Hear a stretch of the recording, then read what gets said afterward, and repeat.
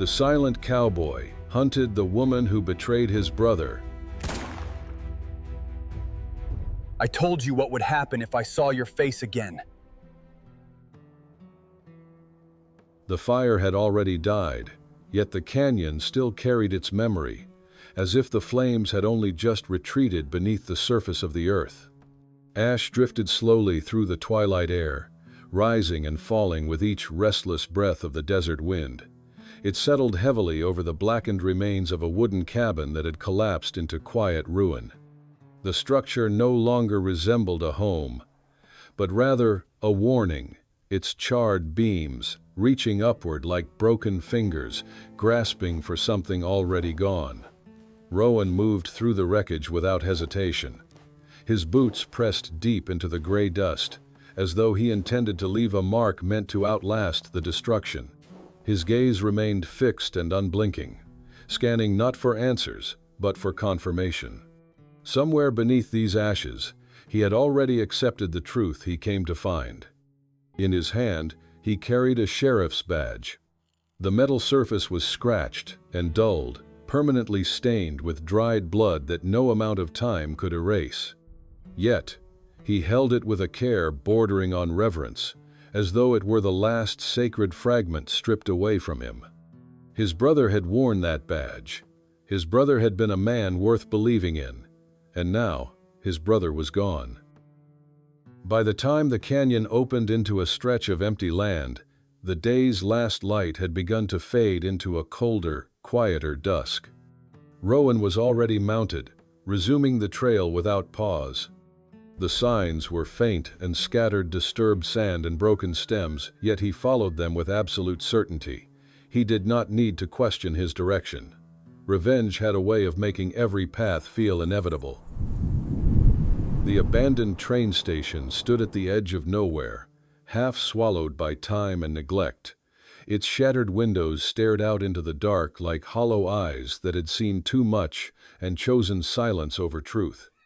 Rowan dismounted slowly, his movements controlled and deliberate. He pushed the heavy door open and stepped inside, allowing the harsh creak to echo through the empty structure like a warning arriving too late. She was there. Clara stood near the far wall, partially hidden in shadow. Her figure was still, composed in a way that felt unnatural for someone hunted across miles of open wasteland. She did not reach for a weapon. She made no attempt to flee. Instead, she turned her head and met his gaze. Her expression held neither fear nor defiance, only a quiet, unbreakable exhaustion. Rowan had imagined this moment countless times, yet none of those imaginings had prepared him for this total absence of struggle. He raised his revolver anyway. "You took his life for a handful of silver." His voice carried no anger.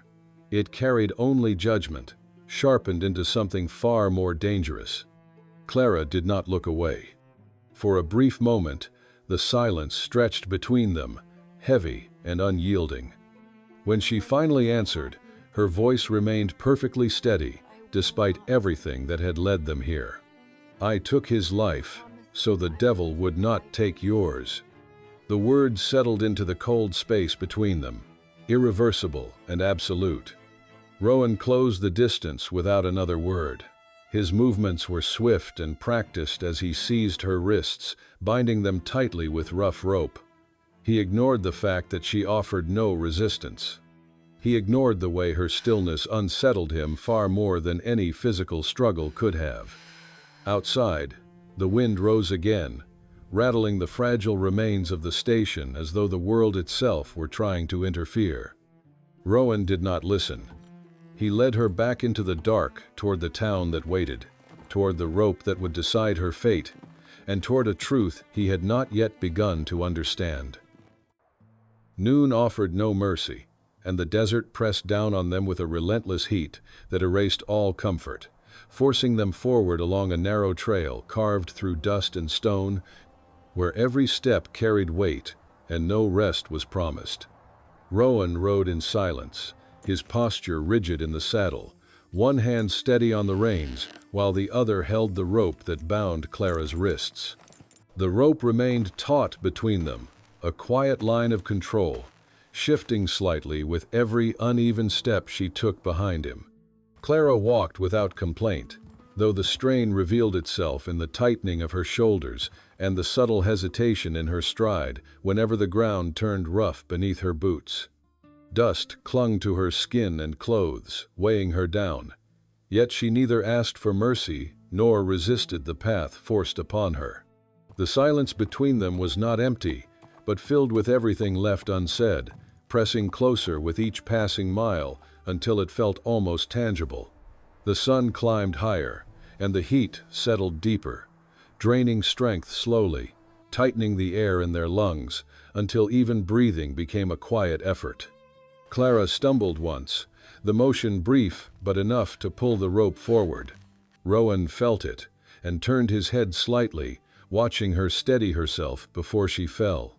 He lingered for a moment, then faced forward again without offering help, as though acknowledgement alone might weaken the boundary between them. Time stretched, marked only by footsteps and the distant whisper of wind across open land. At last, Rowan reached for his canteen, the metal warm beneath his hand. He hesitated briefly, then tossed it back toward her. "Drink," he said, his voice low and controlled. Clara caught it awkwardly with bound hands, her fingers trembling as she raised it. Her lips were cracked, her face drawn with dryness, yet she took only a small sip before lowering it again. Rowan noticed. He said nothing, but his gaze remained on her longer than before. Instead of drinking more, Clara stepped closer to the horse. The animal's breathing had grown heavy, its sides rising and falling under the pressure of heat. She lifted her bound hands carefully, the rope biting into her skin as she tilted the canteen, letting a small amount of water gather in her palm before reaching up to the horse's muzzle. Her movements were slow and deliberate, guided by a quiet gentleness that stood in stark contrast to everything Rowan believed about her. "Easy," she murmured softly. The horse leaned into her touch. Rowan watched in silence, something subtle shifting beneath his thoughts. He had seen men beg for water, fight for it, lose themselves to it, yet he had never seen anyone give it away so willingly. Clara lowered her hands, the last drops gone, and stepped back without explanation. Rowan pulled the reins to a stop, allowing the horse a brief moment of rest. The silence returned, but it no longer felt the same. "Silence does not make you innocent," he said after a while, his voice quieter but steady. Clara lifted her gaze, meeting his despite the exhaustion in her eyes. "And anger does not make you right, Rowan." The words settled heavily between them. Rowan studied her more closely then, noticing the marks on her wrists beneath the fresh wounds, older scars layered beneath them, speaking of something endured long before he had ever found her. He turned away without comment, yet the certainty that had guided him this far no longer felt as solid as it once had. The trail stretched on before them, unchanged and endless, but something within the silence had begun to shift, and neither of them could yet decide whether that change would lead them toward truth or ruin. The purple twilight surrendered quickly to a suffocating darkness as they entered Dead Man's Pass, a narrow, jagged throat of rock where the wind howled through the stone like something alive, carrying a sound that felt too deliberate to be natural.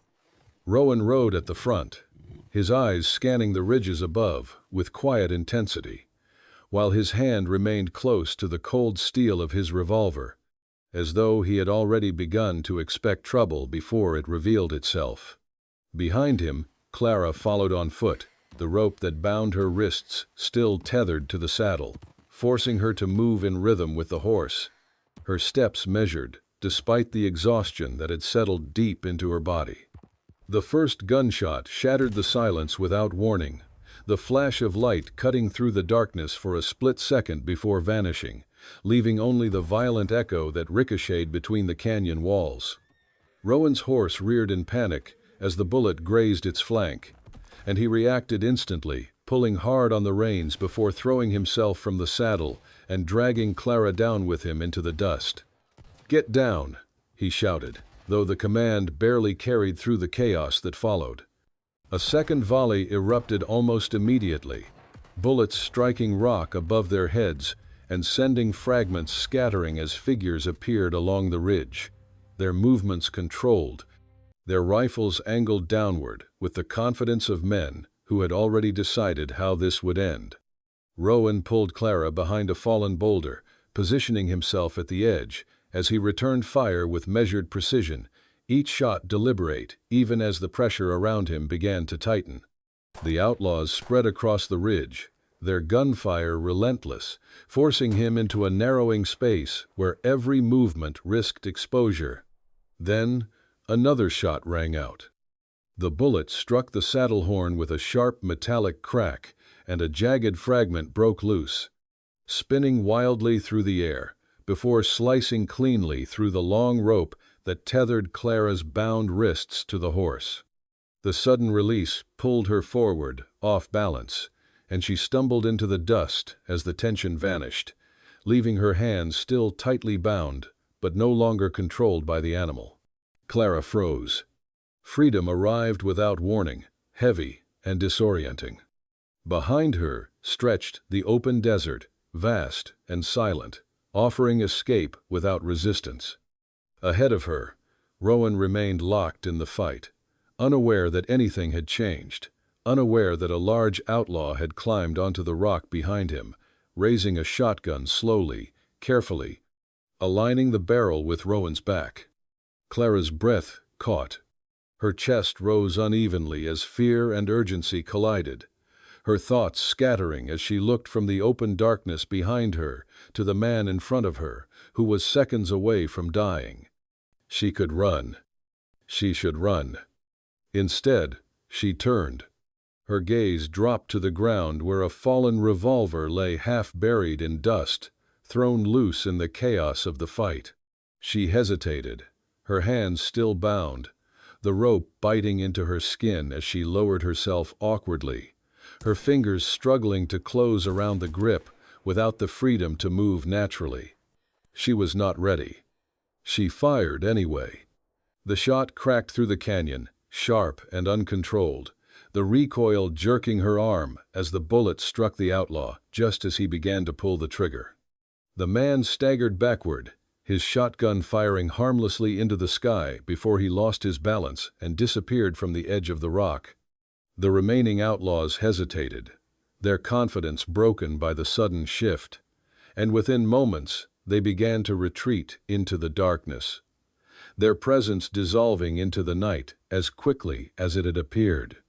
Rowan rose slowly, his chest heaving as he turned, his revolver lifting toward Clara, though his hand no longer held the same certainty. His gaze moved from the fallen body to her trembling figure, to the gun still shaking in her hands. "You were free," he said, his voice rough, strained by both breath and confusion. "The desert was wide open. Why did you not run?" Clara lowered the gun slowly, her hands still unsteady, her eyes meeting his with a quiet intensity that did not match the fear still lingering in her breath. "Because dying out here is too easy, Rowan." Rowan kept his gun raised longer than necessary, though the certainty that had guided his hand before had already begun to fracture, and when he finally turned away, the motion carried more exhaustion than control. They moved without speaking. The storm found them before night fully settled, a rare desert rain falling without warning, turning the dust beneath their feet into dark, clinging mud while the sky closed in above them. Rowan's steps grew uneven as the pain in his side worsened, the wound he had ignored during the fight demanding its due, and by the time they reached the cave, he could no longer conceal the strain. He faltered once. Clara saw it.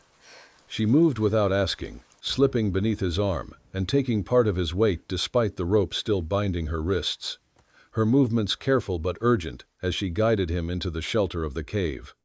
Rowan tried to resist at first, the instinct to push her away still present, but the effort drained what little strength remained. and he allowed himself to be lowered against the cold stone. The rain softened outside, its sound echoing faintly against the cave walls, while darkness pressed in until Clara struck flint against stone, her bound hands working awkwardly until a small flame caught and slowly grew. The fire cast uneven light across the space, revealing the tension in Rowan's face, the pain he could no longer hide.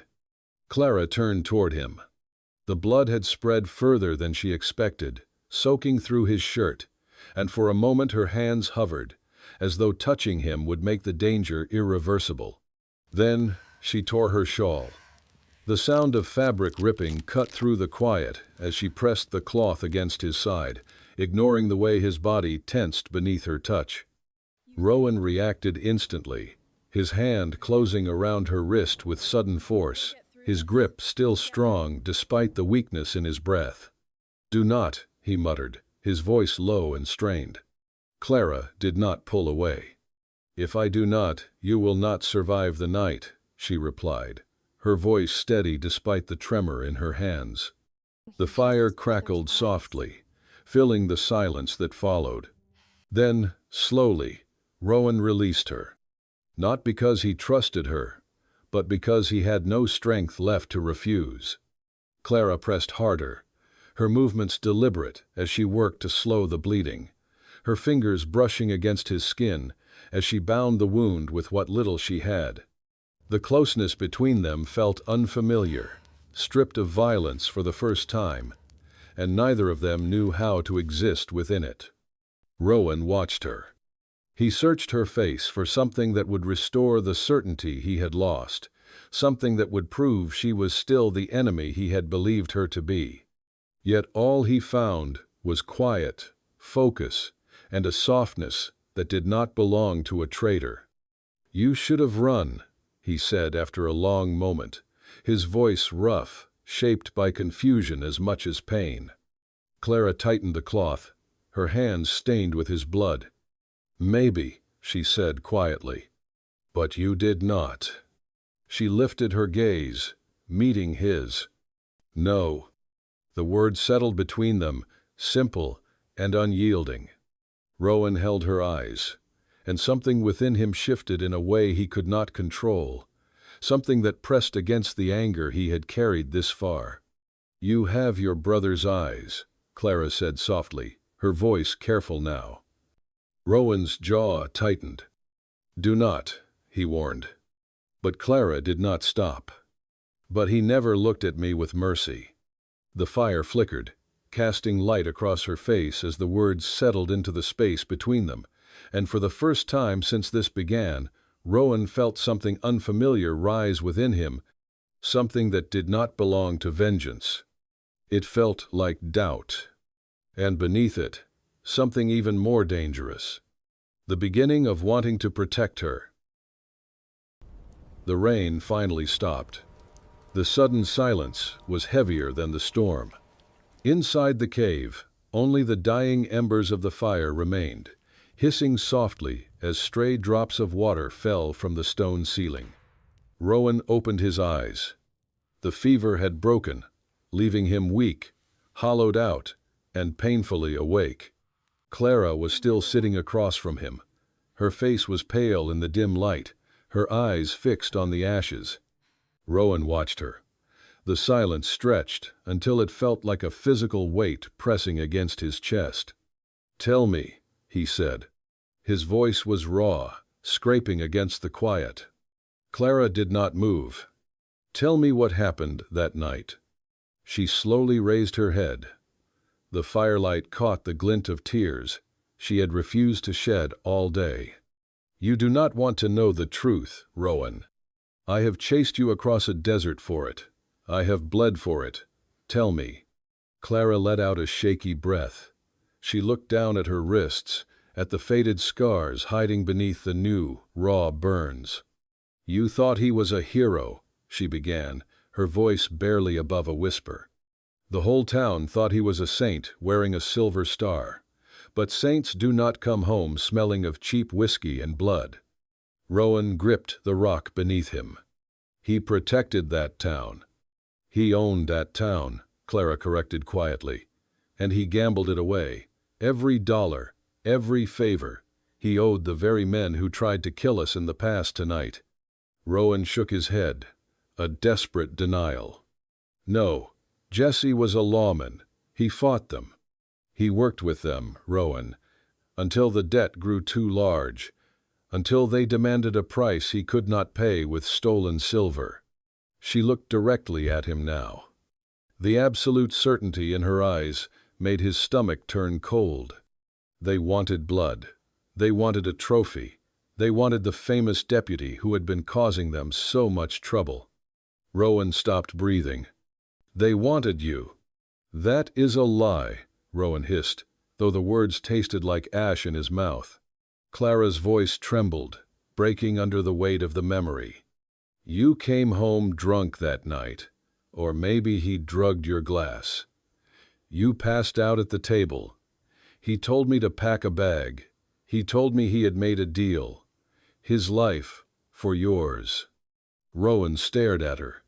His mind raced, clawing for a defense, for a memory that would prove her wrong. But instead, other memories surfaced. The strange men who visited their house at midnight, the missing funds from the sheriff's lockbox. The way Jesse would change the subject whenever Rowan asked too many questions. And the bruises. The bruises on Clara's arms that Rowan had seen at the dinner table but chose to ignore, believing his brother's lies about her being clumsy. He had chosen to be blind. I could not let him do it, Clara whispered, a single tear finally spilling over her cheek. I could not let him hand you over to be tortured. So I rode to the next county. I brought the federal marshals. You brought the law to his door, Rowan breathed. I brought them to stop the trade. He drew his weapon first. They fired back. Rowan pressed his hand against his bleeding side, but the physical pain was nothing compared to the agony tearing through his chest. Why did you run? Rowan asked, his voice breaking. Why did you not tell the town? Who would have believed the sheriff's mistress? Clara asked bitterly. He was their hero. You were his loyal brother. I was just the traitor. She leaned forward, the firelight illuminating the absolute despair in her expression. He did not die a hero, Rowan. He died trying to sell you. I just made sure he paid the price instead of you. The words echoed in the damp cave. They shattered the last remaining pieces of Rowan's world. He slowly reached into his pocket with trembling fingers. He pulled out the silver star, stained with his brother's blood. It was not a symbol of justice anymore. It was a badge of his own willful ignorance. He had protected a monster, and he had hunted the only person who had ever truly tried to save him. Rowan let the star slip from his fingers. It fell into the dirt with a dull, hollow thud.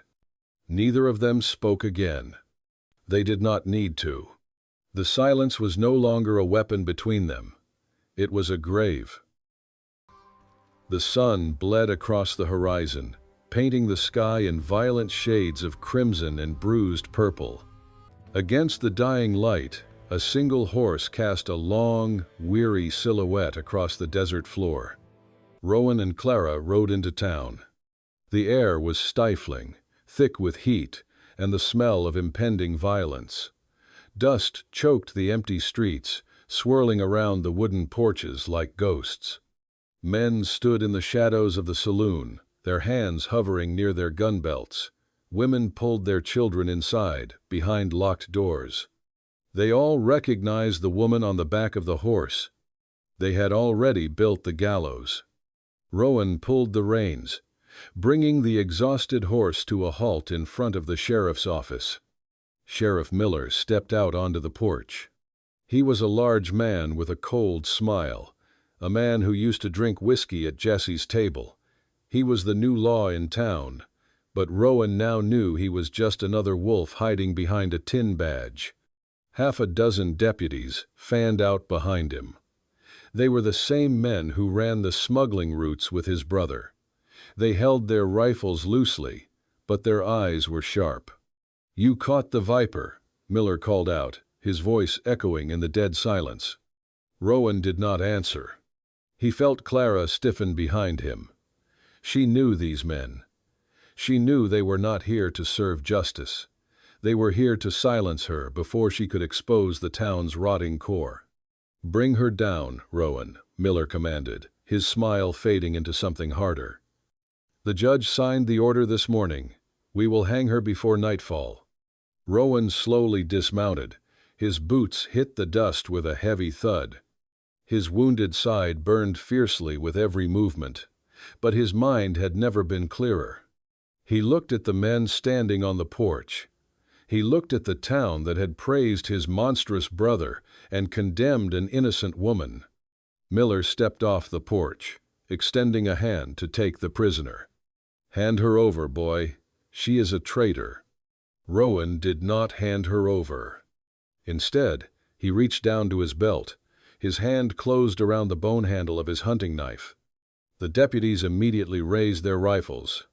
The metallic clicks echoed through the empty street. "Rowan," Miller warned, his hand dropping to his revolver, "do not do anything foolish." Rowan ignored him. He turned his back to the guns. He looked up at Clara.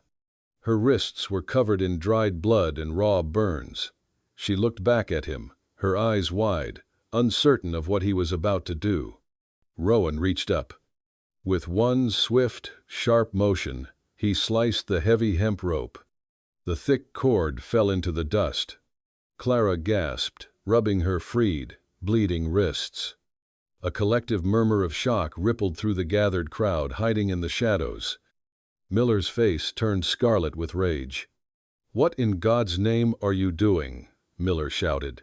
"She murdered your brother." Rowan turned back to face the sheriff. He reached out and pulled his Winchester rifle from the saddle scabbard. The smooth, deliberate motion sent a wave of panic through the corrupt deputies. Rowan racked the lever of the rifle. The heavy brass shell slid into the chamber with a sharp, mechanical sound that demanded absolute silence. He leveled the barrel directly at Miller's chest. "The only traitor died 2 months ago." His voice was calm. It did not shake. It carried the absolute certainty of a man who had finally found the truth. "And I am done paying his debts." The wind howled through the center of the town, blowing the dust across the standoff. There was no turning back now. The street emptied quickly. Only drifting smoke and the sharp scent of gunpowder remained as the last echoes of gunfire faded. The town held its breath.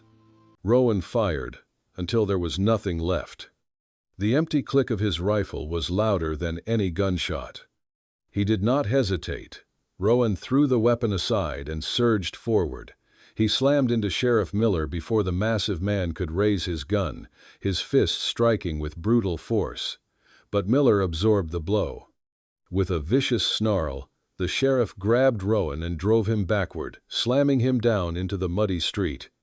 The air left Rowan's lungs in a sharp, broken gasp. Miller pinned him down. His heavy knee crushed Rowan's wounded side. Rowan fought fiercely, slipping in the dirt and blood, but the sheriff's sheer size overpowered him. Miller reached for his belt. The hunting knife came free. The jagged steel caught the fading light as it rose high above Rowan's chest. Rowan struggled wildly, but he had no leverage left. The blade was coming down. Clara saw everything. The noise of the world vanished. A dropped revolver lay in the dirt near her boots. She lunged for it. Her fingers slipped on the cold iron before gripping it tight. The weight of the gun paralyzed her. The terrifying memory of Jesse's violence crushed her chest. Her hands shook violently. Her vision blurred with panic. Miller's muscles tensed to strike. "Stop!" Clara screamed, her voice breaking. Miller did not look up. The knife descended. Clara pulled the trigger. Bang! The shot cracked like thunder. The heavy recoil jerked her arms back. Then, the street went dead silent. Rowan violently arched his back in the mud. A sharp, agonizing groan tore from his throat. The bullet had missed the sheriff. It had torn straight into Rowan's shoulder. Clara froze. The revolver slipped from her trembling hands, hitting the dirt with a heavy thud.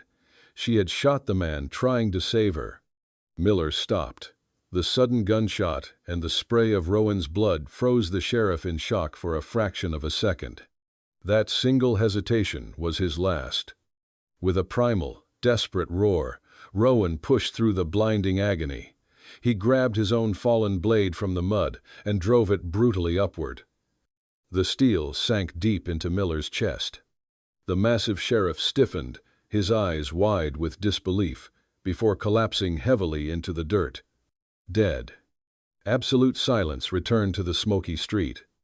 Clara dropped to her knees. She scrambled frantically through the mud, falling beside Rowan. Her bruised hands desperately pressed against the fresh, bleeding wound she had just given him. "I am sorry," she gasped, her voice breaking into uncontrollable sobs. "Oh God, I am so sorry. I did not mean to." Rowan lay in the mud, his breathing dangerously shallow. His face was deathly pale, but as he looked up at her tear-streaked face, the cold hardness of the hunter finally vanished. He reached out with a trembling, blood-stained hand and gently covered hers. "It is all right, Clara," he whispered, forcing a fragile, weary smile. "My debts are finally paid."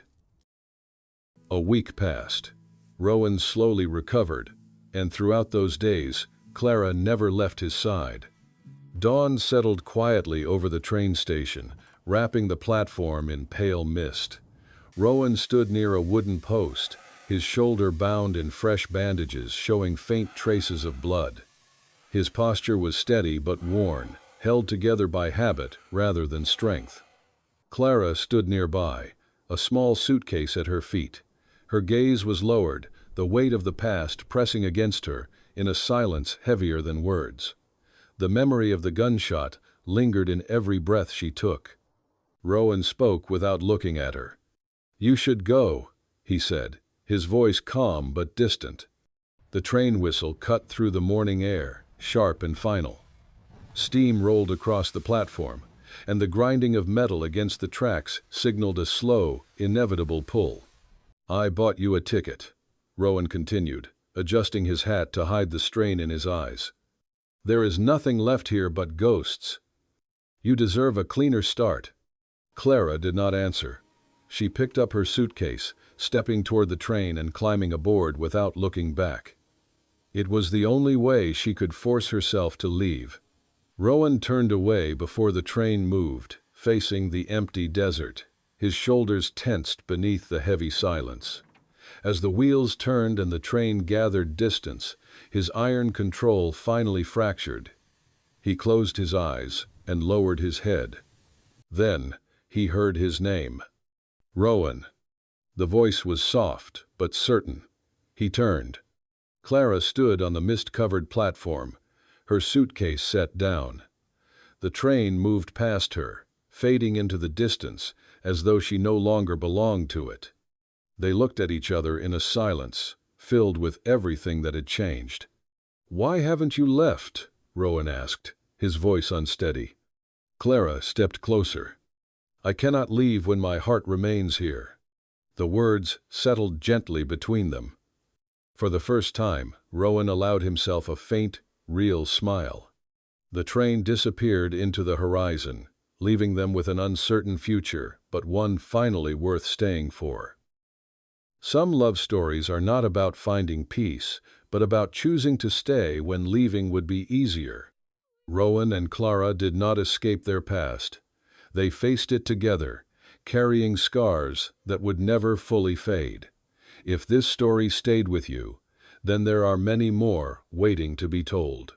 Subscribe to Wild West Love Stories for more cinematic tales of love, betrayal, and redemption in the unforgiving West, and step into stories where every choice comes with a cost, and every heart must decide what it is willing to fight for.